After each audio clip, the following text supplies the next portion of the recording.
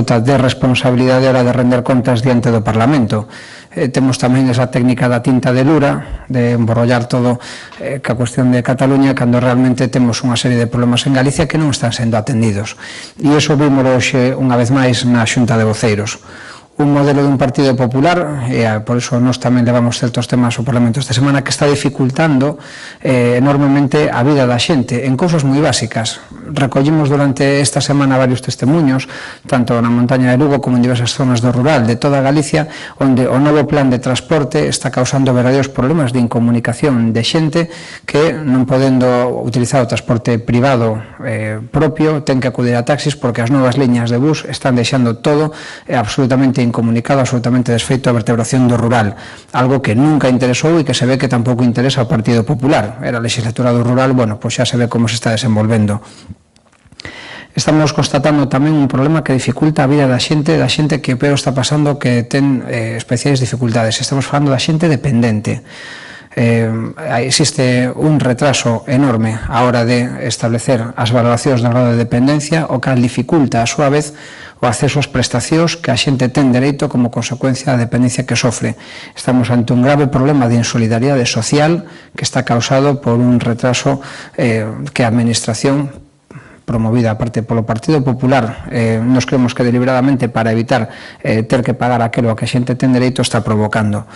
E, en terceiro lugar, algo que tamén estamos constatando que está tamén dificultando a vida da xente, a reforma da Lei de Sanidade de Galicia, da Lei de Saúde de Galicia, ten os visos de empeorar algo que xa está deteriorándose constantemente. En primeiro lugar, que é a atención primaria, e, en segundo lugar, a atención especializada nos hospitais comarcais. Foi algo que tamén nos últimos 15 días estuvemos constatando nos hospitais de Burela, de Monforte. Mañán eu mesmo estarei no Barco de Valdeorras tamén para escoitar a Xunta de Persoal e a Plataforma pola Defensa da Sanidade Pública. Todos eles coinciden nunha cuestión, e a cuestión é clara: existe un deterioro da atención primaria porque faltan médicos, falta persoal de enfermería, non se cubren as baixas, non se sustitúen as vacacións, e iso está provocando un caos na atención primaria que non se está solucionando. En segundo lugar, nos centros comarcais de referencia están reducindo servicios, non se cubren as plazas de especialista, e iso está provocando tamén problemas de desatención ou obrigando a xente a facer longos desplazamentos. Tanto o tema da sanidade como o tema do transporte conecta con unha idea, e a idea de desvertebración e desarticulación completa do espacio rural galego.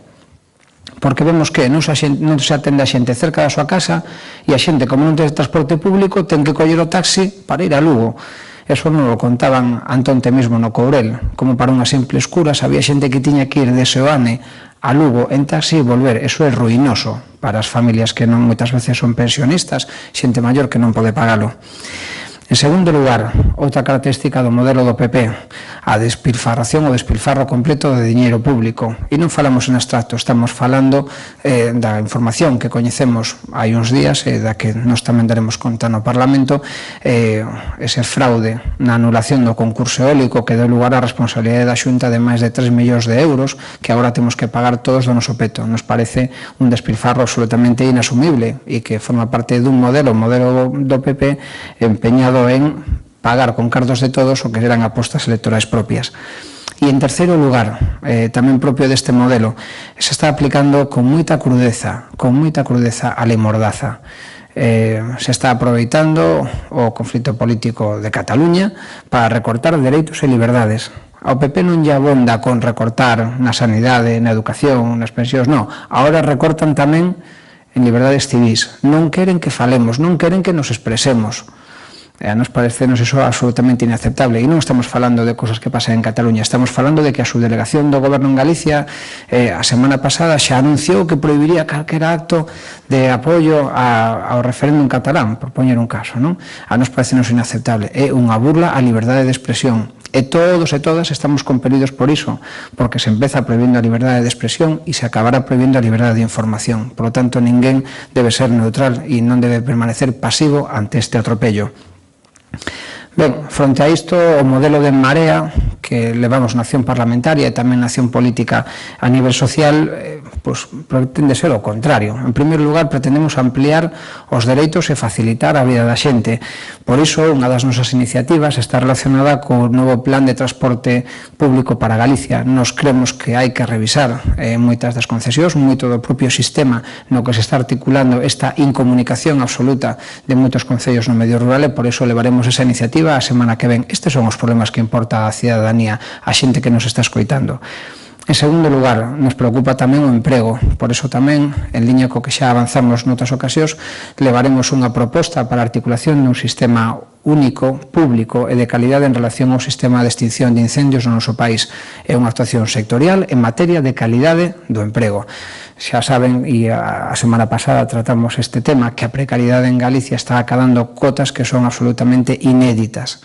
Inéditas, estamos falando de que o ano pasado, para crear 18.000 postos de traballo, se firmaron máis de 1 millón de contratos, e isto é unha precariedade que a nos parece inaceptable, e que fai o Partido Popular para evitar isto? Nada.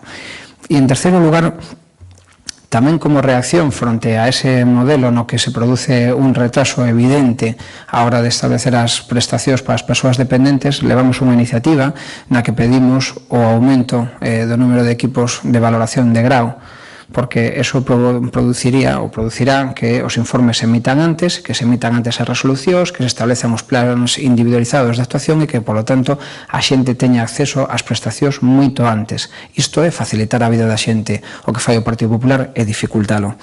En segundo lugar, como consecuencia tamén da nosa teima en pedir contas porque a xente rinda pola súa mala xestión, nós creemos que o que fixo Feijóo ca anulación do concurso eólico baixo a alegación de que era ilegal, despois non sendo, e que nos costou 3 millóns de euros solamente nesas indemnizacións, aparte da pérdida de oportunidade que supuxo para o sector eólico en Galicia nun momento no que as renovables estaban en auge e, polo tanto, nos supuxo perder a carreira polas renovables no noso país.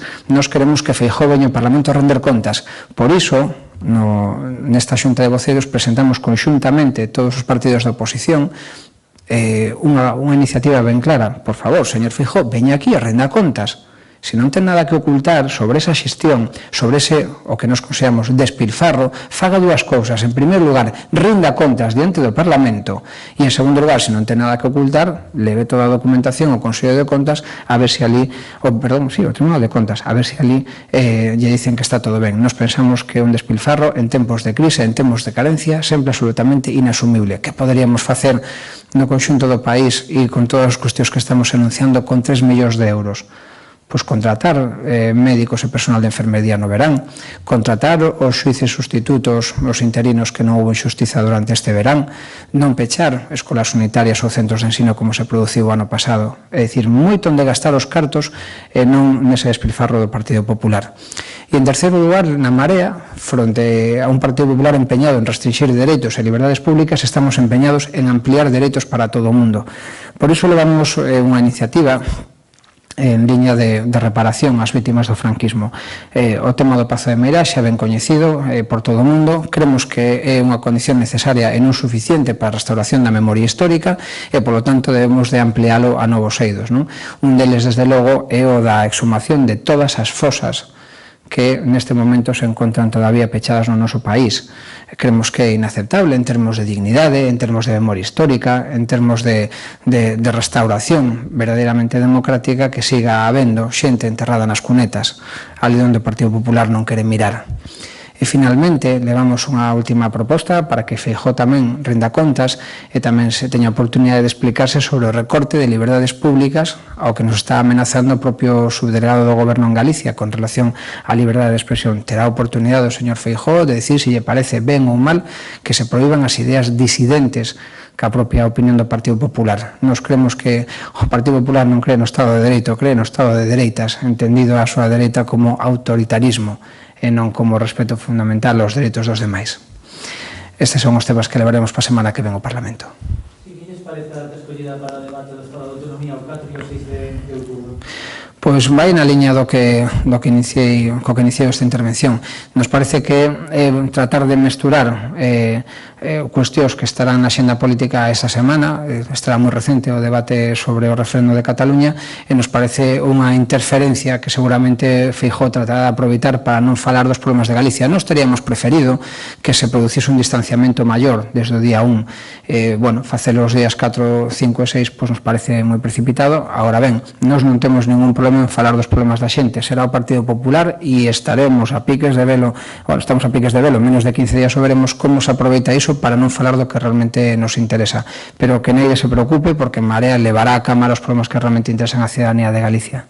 Sí, e sobre a P9, vostedes respaldaban as iniciativas que leva hoxe o bloque a Xunta de Portavoces, por un lado a reprobación de Ana Pastor e de Rajoy e por outro presentar un recurso de inconstitucionalidade. Mire, houve unha desas iniciativas que non pudemos respaldala porque se presentou unilateralmente polo BNG. Se se hubiesen presentado conxuntamente, poderíamos tela tramitado e poderíamos ter votado sobre eso, pero se inadmitió a trámite directamente porque non foi presentada máis que por un grupo da oposición, non? Nos en canto a fondo compartíamos, desde logo, esa como unha das medidas posibles. Nos dixemos que isto de deducirse no doble plano político e xurídico, xurídicamente nos parece que esa decisión é contraria a dereito, e despois políticamente nos parece bochornoso o ninguneo a que nos está sometendo a todos o Partido Popular. Non esquezamos que non se trata no Partido Popular de Madrid dun Partido Popular diferente de Galicia. Ana Pastor, presidenta do Parlamento, foi candidata pola provincia de Pontevedra. Ademais, o Partido Popular sempre presume, e o estamos escoitando constantemente no conflito de Cataluña, que é un partido que dice o mesmo en todas as partes do Estado porque é o mesmo partido. Claro, nós sabemos que efectivamente é o mesmo partido e, por lo tanto, están xogando un xogo e o xogo é que aquí dicen que sí e ali dicen que non, pero isto é unha maniobra orquestrada para negarlle a Galicia pois, o dereito que ten non solamente a titularidade da AP9, sino tamén a recuperación para o público, porque desde Marea non nos cansamos de decirlo, non nos abonda a recuperación a adquisición da titularidade, queremos a recuperación para o público. Da mesma maneira que se fixo cas radiais de Madrid, queremos que se faga ca AP9 e iso é algo do que ninguén fala agas nós e nós queremos deixar moi clariño. Por lo tanto, esa é a nosa posición política completa, tanto en términos xurídicos como en términos políticos. O que se demostra tamén en términos políticos é que moita xente que votou o Partido Popular confiando, entre outras, nesa promesa non volverá a facelo, porque votar o Partido Popular é ruinoso en términos de obxectivos políticos. E, por lo tanto, nos creemos que esa non había para conseguir nada, non? Por lo tanto, en Marea seguirá formando a súa alternativa tamén en relación á P9.